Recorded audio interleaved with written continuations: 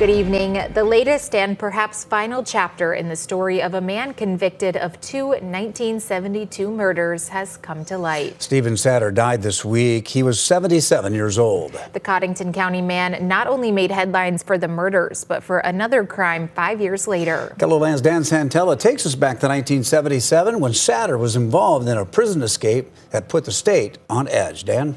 Don, Stephen Satter fatally shot Kent Engel and Jerry Bowling in August of 1972 in Cottington County. He then put their bodies in his trunk and dumped them in a gravel pit near Kransburg. He received a life sentence. And then, in July of 1977, Satter and two other inmates escaped from prison.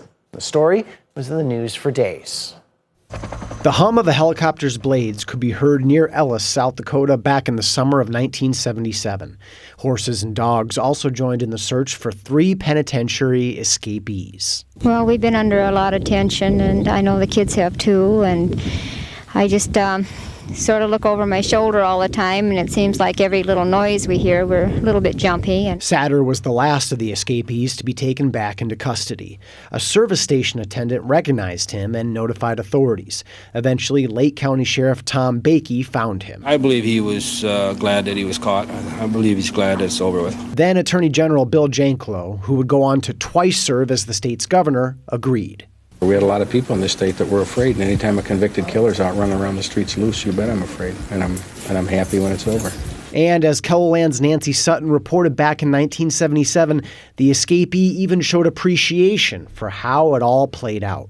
Satter put up no resistance during the capture, and as he walked quietly through the doors of the prison, he turned to the law officers who drove him to Sioux Falls and said, "Thanks for the ride." Now, Satter's the fifth inmate to die in DOC custody this year. He's the 100th inmate to die in custody since 2015.